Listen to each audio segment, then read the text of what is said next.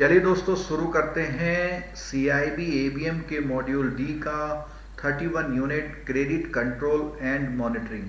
Last कुछ live videos में हमने लगातार इस मॉड्यूल के 1 बाय 1 टॉपिक को कवर किया था और जो लास्ट लेक्चर हुआ था उसमें भी काफ़ी सारी चीज़ें हमें जानने को मिली थी कि वर्किंग कैपिटल और टर्म लोन का क्या कंपोनेंट रखना है, क्या एक्सपोजर रखना है, क्या क्या चीज़ें ध्यान में रखनी है, कंसोर्टियम में क्या क्या पॉइंट्स ध्यान में रखने हैं, ये सारी चीज़ें हमने कवर की थी। ठीक है, ये टॉपिक है क्रेडिट कंट्रोल एंड मॉनिटरिंग और उसमें क्या है कि डॉक्यूमेंटेशन की भी बात की थी, चार्ज क्रिएट करने की भी बात की थी। ये सारी चीज़ें बात करने के बाद नेक्स्ट ये यूनिट है क्रेडिट कंट्रोल एंड मॉनिटरिंग। तो क्रेडिट तो हो गया, यानी आपने जब सैंक्शन कर दिया, डिसबर्स कर दिया, डॉक्यूमेंट ले लिए और सारी गाइडलाइन मान ली, तो इसका मतलब है कि आपने लोन दे दिया, लोन डिस्पर्स कर दिया। लेकिन लोन डिस्पर्स करने के बाद आपको उस पर कंट्रोल भी करना है और उसको मॉनिटर भी करना है, उसको कंट्रोल भी करना है और मॉनिटर भी करना है। तो देखिए इस टॉपिक में क्रेडिट मॉनिटरिंग एंड कंट्रोल की अगर हम बात करें तो सबसे पहले उसने बोला हुआ इंपॉर्टेंस। क्या बोला हुआ? Importance and purpose. इसकी क्या इंपॉर्टेंस है और क्या पर्पज है। दूसरा available tool for credit monitoring और लोन रिव्यू मैकेनिज्म, जिसको हम LRM नाम से भी जानते हैं। बहुत छोटा सा यूनिट है, जल्दी से खत्म करेंगे, लेकिन कोई भी चीज़ छोड़ के नहीं चलेंगे, कोई भी चीज़ छोड़ के नहीं चलेंगे। बहुत बढ़िया कवरेज के साथ हम इसमें काम करेंगे। ठीक है, इंपॉर्टेंस एंड पर्पज। तो यहाँ ये बताया कि अगर आप बहुत बढ़िया क्रेडिट अप्रेजल करते हैं, बहुत बढ़िया डॉक्यूमेंटेशन करते हैं, सिक्योरिटी बढ़िया लेते हैं और the risk of default in advance में go up as the time passes because the assumptions made at the time appraisal may lose their sanctity in the view of the dynamic nature of the, यानी वो कह रहे हैं जितना आपने सोचा हुआ था, लेकिन समय बीतने के साथ साथ जो भी आपने सोचा हुआ उसमें क्या हो सकता है, कुछ ना कुछ जो आपने सोचा था आपके एजम्पशंस रॉन्ग हो सकते हैं, आपके एजम्पशंस रॉन्ग हो सकते हैं। ठीक है, credit control and monitoring often referred as loan review mechanism. तो यानी क्रेडिट कंट्रोल का दूसरा नाम क्या है? Loan review mechanism. ठीक है, और इसके इंपॉर्टेंट रोल क्या है देखिए इसमें। सबसे पहली बात बोलता है to ensure that the fund provided by the bank are put to the intended use, जिसको बोलते हैं एंड यूज, जिसको बोलते हैं एंड यूज ऑफ फंड, जिसके लिए दिया गया वो हो, and continue to be properly, और उसी तरह होता भी रहे। Any diversion of the bank fund out of the business और unauthorise use within the business should be detected. And तो पहला पर्पज, इसका इंपॉर्टेंट रोल क्या है, एस्पेक्ट, कि भैया जिसके लिए दिया उसको दिया, और कोई भी डाइवर्जन होता है तो टाइम से आपको पता लग जाए और आप उसको रोक पाए। To ascertain that the business continue to run on projected line. Projected line का मतलब पहले से जो तय कर रखा है आपने कि ऐसा होगा, हो या ना हो वो एक अलग बात है। ठीक है, if there is any deterioration from what was projected at the time of appraisal, the same should be noted at the appropriate action initiated by the bank in consultation with the borrower to insure the business continue to run. तो उसको कह रहा है कि भैया कि borrower से consult करके पूरा इंश्योर करिए कि बिजनेस सही होता है, और कोई भी एक्शन आपको लेना है, जैसे कोई प्रोजेक्टेड में कोई दिक्कत आ गई तो आप तुरंत नोटिस करके उसको एप्रोप्रिएट एक्शन लेंगे।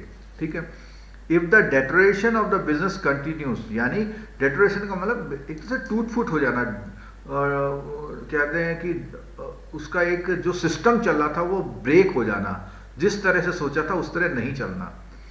Deterioration of the business continue despite appropriate action, और आप एक्शन भी लेंगे तो भी होगा। Bank should decide to harsh action like recalling the advance और सीजिंग द सिक्योरिटी। तो रिकॉलिंग द एडवांस का मतलब जो भी आपने लोन दिया उसको बोलेंगे भैया पूरा जमा कर। रिकॉल माने पूरा जमा कराना। ठीक है, डिमांड नहीं, रिकॉल है, रिकॉल कर लेना, वापस कर लेना। रिकॉल्ड एसेट, जिसको आपने वापस मांग लिया है। Seizing the security, it is necessary in such cases an early detection of the problem is very important, as any delay in necessary action by the bank may result in deterioration of the available security and reduce the chance of the। तो अगर आपने जरा सी भी delay कर दी तो वो बंदा क्या कर सकता है अपने उसको बेच बाच के निकल सकता है, अपने उसको बेच बाच के निकल सकता है। ठीक है, नेक्स्ट इसमें आता है available tools for credit monitoring, LRM। Available tool for credit monitoring, कौन कौन से टूल्स हैं जिनसे आप क्रेडिट मॉनिटरिंग कर सकते हैं या लोन रिव्यू मैकेनिज्म पे काम कर सकते हैं। RBI advise that the bank should not depend entirely on the certificate issued by the chartered, यानी एक तो बोला जो चार्टेड अकाउंटेंट सर्टिफिकेट है उस पर पूरा रिलाई नहीं करना है, या जो बोरोवर दे रहा है उस पर रिलाई नहीं करना है। और किस बात पे, यूटिलाइजेशन ऑफ फंड पे। उसे कहता है जी हमने चार्टेड अकाउंट लिख के दे देता है कि इसने पूरा ले लिया है। एंड मॉनिटरिंग ऑफ क्रेडिट, तो ये सारी चीजें बोला उसने कि जो चार्टेड अकाउंट वो कर रहा है उस पे या बोरोवर पे पूरा विश्वास नहीं करना। In case incorrect certification initiation of prompt action, यानी मे बी वारंटेड, तुरंत आपको ऐसा करना चाहिए। विच में include withdrawal of the facility sanction and legal recourse as well. Legal recourse का मतलब होता है, रिकोर्स का मतलब होता है एक रिकवरी के जो भी साधन हैं, जैसे भी एक्शन है वो करना। The following records information method are, अब वो कैसे कैसे आप कर सकते हैं, कौन कौन से वो इंफॉर्मेशन रिकॉर्ड है। एक क्वेश्चन आ सकता है out of these which is most relevant, या विच इज रेलिवेंट टूल, या relevant tool for the credit management या लोन रिव्यू मैकेनिज्म। ठीक है, पहला आता है इसमें conduct of account with the bank. Conduct of account with the bank, this gives very useful information about the financial health of the enterprise and use the fund by it. तो वो पूरा बताता है ये कंपनी, ये कैसी company है और अपना फंड का कैसे यूज करती है। Frequent overdrawing, return of cheques bills, delay in submission stock statement receivable statement, low turnover, routing of transaction with the some other bank, delay in payment in interest instalment, ये सारी चीज। Development of LCs, invocation of bank guarantee. Invocation का मतलब समझिए, invocation का मतलब होता है जब आपने बैंक ने कोई गारंटी दी है और कोई बोरोवर आपका अपना परफॉर्म करने में फेल हो गया, तो बैंक ने वो गारंटी को फुलफिल किया। अगर बैंक की गारंटी फुलफिल करने का टाइम आ जाए तो उसे बोलते हैं इन्वोकेशन या इन्वोक होना।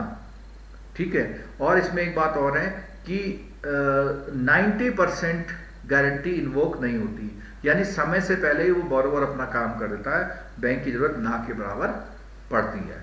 ठीक है, फिर बोलता है are the some of the unsatisfactory, ये सारे अनसेटिस्फैक्टरी फीचर, ये सारी घटनाएं जो है अच्छी नहीं है। इन सच केसेस बैंक में strength their monitoring system by resorting to more frequent inspection of the borrower go down, ensuring that the sale proceeds। अब ensuring that the sale proceeds से मतलब है जो उसके गोदाम में जो माल बिक रहा है, सामान गुड्स बिक रहा है, उसका पैसा उसके अकाउंट में आ रहा है या नहीं आ रहा है, are routed through the borrower's account. ठीक है, with the bank and insisting the pledge of the stock in place of. अब देखो एक बात और बता दी इसने, उसने बोला है कि bank and insisting on the pledge of stock in place of hypothecation, यानी इस चीज को वो प्रेफरेंस दे रहा है, कह रहा प्लेज करो, हाइपोथेकेशन में तो कुछ नहीं है। ठीक है, सेकंड बात आती है इसमें periodic information submitted as per the terms of in advance. जैसा एडवांसेस की टर्म्स में लिखा गया था वैसी पीरियडिक इंफॉर्मेशन सबमिट होना, जैसे स्टॉक का स्टेटमेंट है या रिसीवेबल्स का स्टेटमेंट है, वो borrower regular interval regularly normally monthly and bank calculator drawing power on the basis. अब देखो यहाँ हमने लास्ट सेक्शन में भी डिस्कस किया था कि ये जो स्टॉक स्टेटमेंट है अलग अलग स्कीम्स के लिए अलग अलग टाइम ड्यूरेशन का होता है। बहुत सारे जो आजकल डेवलपमेंट आ रहे हैं उसमें 1-1 साल तक बोरोवर को छूट दी है। और thorough scrutiny of these is necessary to verify their correctness, accumulation of inventory, non moving stock and old receivables. Normally receivables about 6 month are excluded. तो वो कहता है एक तो चीज क्या है, जो आपका एक्युमुलेशन ऑफ इन्वेंट्री है, नॉन मूविंग स्टॉक है जो पड़ा हुआ बहुत दिनों से, नॉन मूविंग स्टॉक है उसको आप हटा दें। ठीक है, और जो आपकी ओल्ड रिसीवेबल्स हैं 6 महीने से ज्यादा उसको भी हटा दें, तब आप डीपी माने। ठीक है, the deduction of the non moving stock and old receivable is not only necessary for correct calculation of DP but also warranted to detect a danger signal. अब देखो अगर क्वेश्चन आएगा, क्वेश्चन ये आएगा कि भाई नॉन मूविंग स्टॉक या old receivables को नोटिस करना क्यों जरूरी है, तो आप बोलेंगे एक तो उसकी डीपी सही कैलकुलेट हो, दूसरा उसका कोई भी डेंजर सिग्नल अगर आ रहा है तो आपको पता लग जाएगा। During periodic inspection of the enterprise by the bank's official, the latest stock statement receivable stock statement are cross check with the record. Stocks are physically verified. तो कहता है जो भी वो दे रहा है उसका आप क्रॉस चेक जरूर कर ले और क्या करें, फिजिकली वेरीफाई जरूर कर लें। ठीक है। थर्ड आता है stock receivables and audit conducted by the bank. Stock receivables audit conducted by the, ठीक है, या स्टॉक या रिसीवेबल्स का जो ऑडिट बैंक करता हो तो स्टॉक ऑडिट इज यूज्ड। वैसे मोस्टली क्या होता है, बहुत बड़े वाले एडवांसेस में स्टॉक ऑडिट होता है। In the case of medium and large account बोला ना, where verifying the stock during normal inspection not feasible, where the stock are located various location similarly. तो यहाँ ये कह रहा है कि कई बार क्या होता है, मीडियम और जो लार्ज साइज के अकाउंट्स होते हैं जहाँ पर नॉर्मल इंस्पेक्शन थोड़ा टफ होता है, बहुत अलग। मान लिया एक केरल में उसका प्लांट है, एक चेन्नई में है, एक दिल्ली में है, मुंबई में है, ठीक है। तो उसमें क्या है, सिमिलरली ऑडिटेड रिसीवेबल्स में ऑल्सो भी कंडक्टेड इन सम केसेस। तो ऐसे मामलों में कहता है ऑडिट कंडक्ट कराने की। The purpose of these audit to cross check the, तो कह रहा है कि जब बड़े एडवांस है तो वहां स्टॉक ऑडिट कराए, या जो डिफरेंट लोकेशन में तो स्टॉक ऑडिट कराना मस्ट माना गया है। और ये टूल्स है, उससे आपका वो जो प्रॉब्लम्स है वो दूर हो सकता है या अर्ली डिटेक्शन हो सकता है। ठीक है। Financial statement of business and audit report. Financial statements of the business auditors report क्या बोलता है, these are normally available once a year. These are available normally once a year. तो यह बोला फाइनेंशियल स्टेटमेंट तो एक ही बार होता है। An analysis that these statements give useful information about the use of fund, financial health, realization of debt, profitability.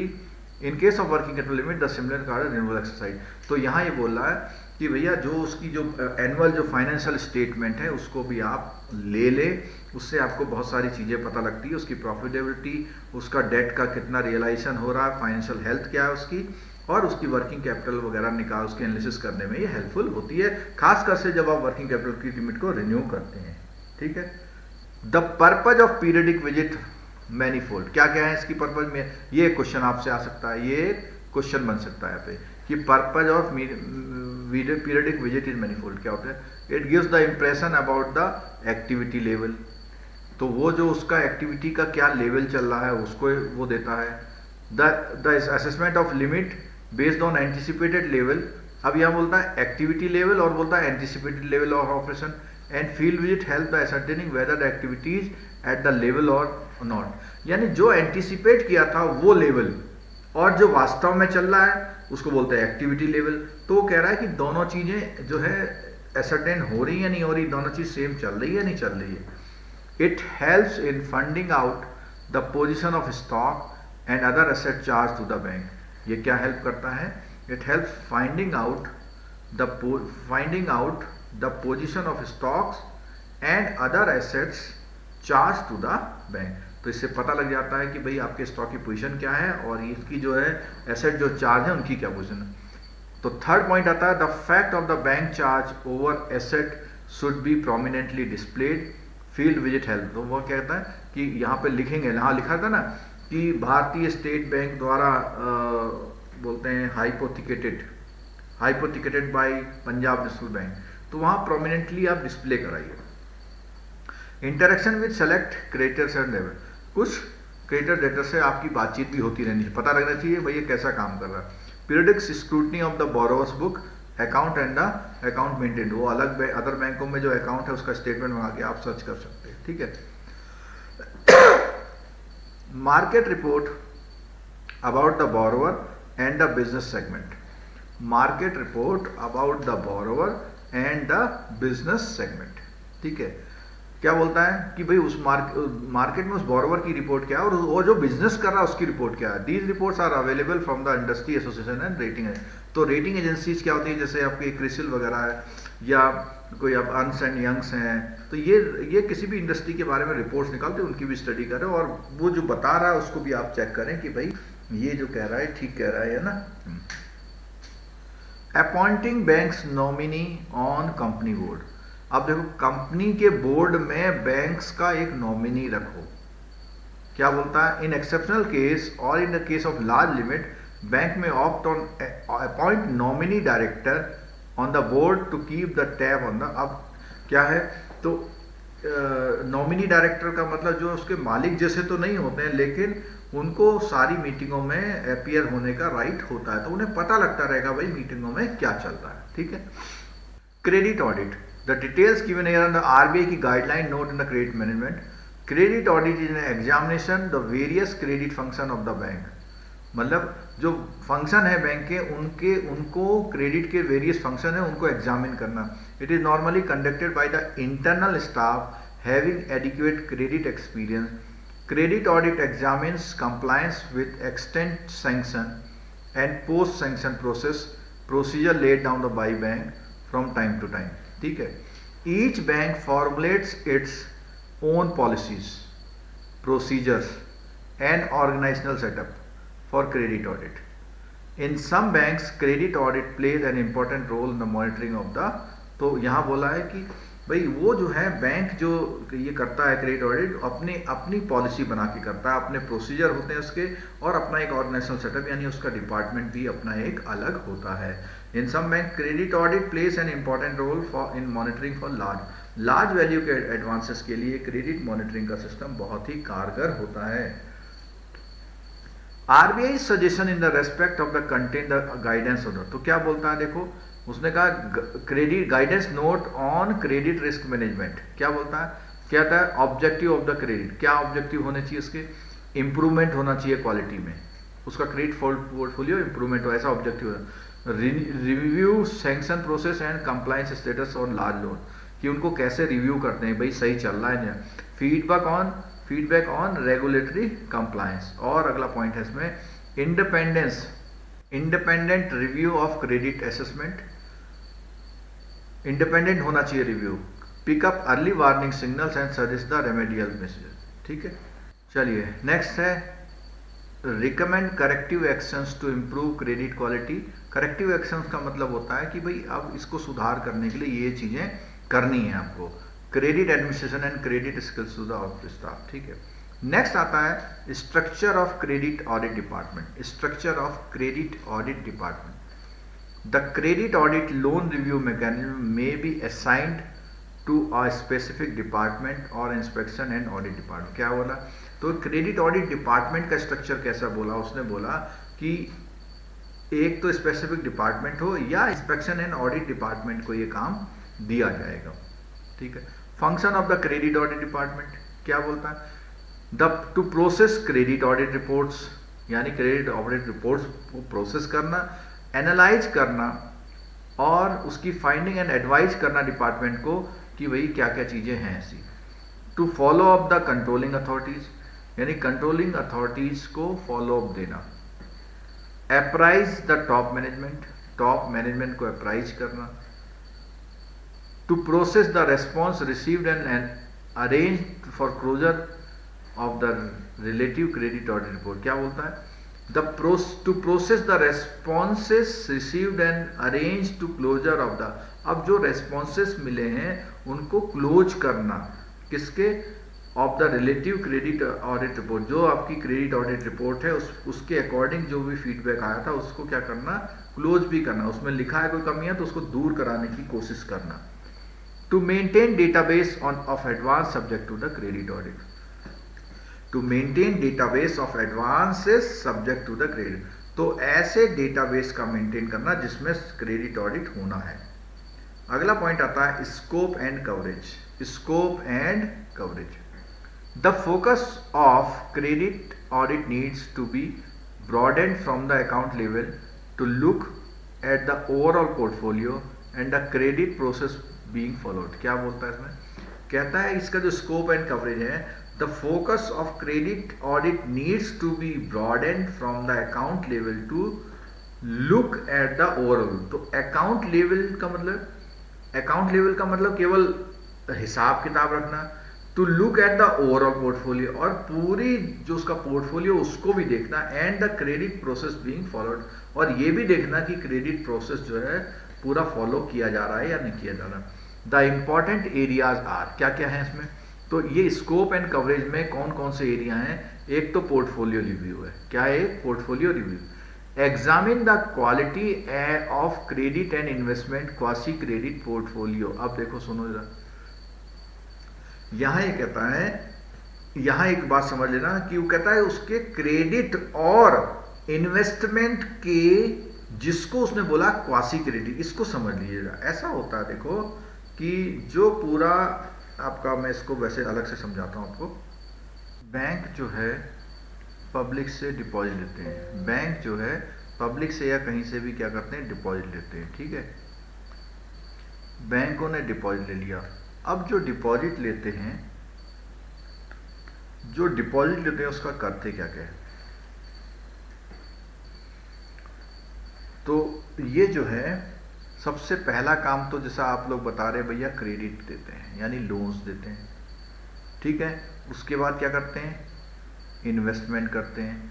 जबकि बल्कि मैं थोड़ा सा और लिख देता हूँ, सबसे पहला काम तो है रिजर्व रखते हैं। क्या करते हैं, रिजर्व रखते हैं। कहाँ पे, CRR और SLR में, ठीक है। तो ये सबसे पहला काम ये करते हैं। उसके बाद क्या कोशिश करते हैं, क्रेडिट। उसके बाद क्या कोशिश करें, इन्वेस्टमेंट। उसके बाद क्या करते हैं, जो बचता है उसको कैश में रखते हैं। तो यहाँ बोलना, इसको तो बोला क्रेडिट, और इसको क्या नाम दे दिया, क्वासी क्रेडिट, यानी आधा अधूरा क्रेडिट जैसा। क्यों भाई, आप किसी में कहीं इन्वेस्टमेंट कर रहे हैं तो एक तरह से उसको लोन ही तो दे रहे हैं, उसको क्या दे रहे हैं, लोन ही तो दे रहे हैं।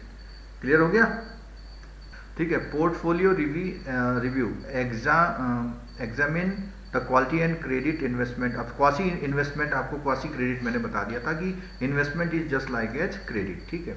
फिर आती है बात नेक्स्ट लोन रिव्यू की। तो लोन रिव्यू में क्या बात आ रही है, देखो लोन आपको रिव्यू करना है, लोन देने के बाद आपको सो नहीं जाना है। तो उसने बोला है कि जितने फ्रेश प्रपोजल हैं उनको रिन्यूअल लिमिट क्या है, 3 से 6 महीने में डेट ऑफ सैंक्शन के ऊपर आपको रिव्यू करना है कि भाई सही चल रहा है। जितने एग्जिस्टिंग अकाउंट हैं उसमें sanction limit equal to above cut off the depending upon the size of activity. तो उसमें क्या है, सैंक्शन लिमिट कितनी होनी चाहिए, साइज ऑफ एक्टिविटी के अकॉर्डिंग होनी चाहिए। Randomly selected 5 to 10% proposal for the rest of the proposal. तो पूरे प्रपोजल में सैम्पलिंग करके आपको क्या है, काम करना है, लोन रिव्यू करना है। अकाउंट ऑफ सिस्टर कंसर्न, जो भी उनके ग्रुप के एसोसिएट सब्सिडरी के अकाउंट है उनको भी प्रॉपरली मेंटेन करना है, चेक करना है, ठीक है। Action point of review, review के एक्शन पॉइंट क्या होंगे, ये भी एक इंपॉर्टेंट क्वेश्चन है आपका।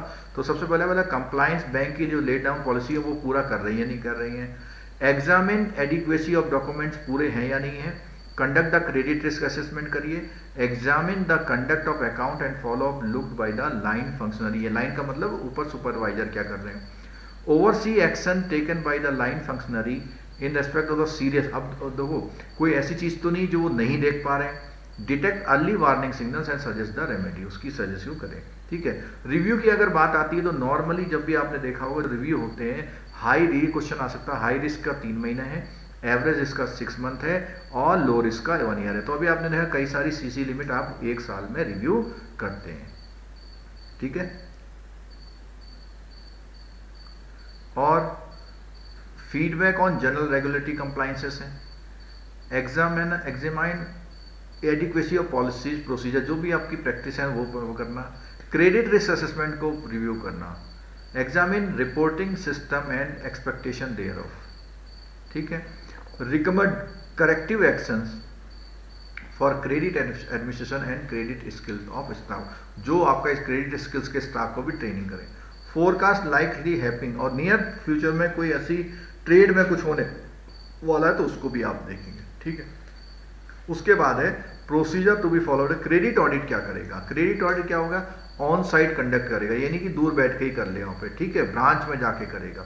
दूसरा जो रिपोर्ट होगी उसकी वो एलोकेटेड टाइम में कॉल करके करस्पॉन्डिंग ब्रांच को आपको डील करानी है।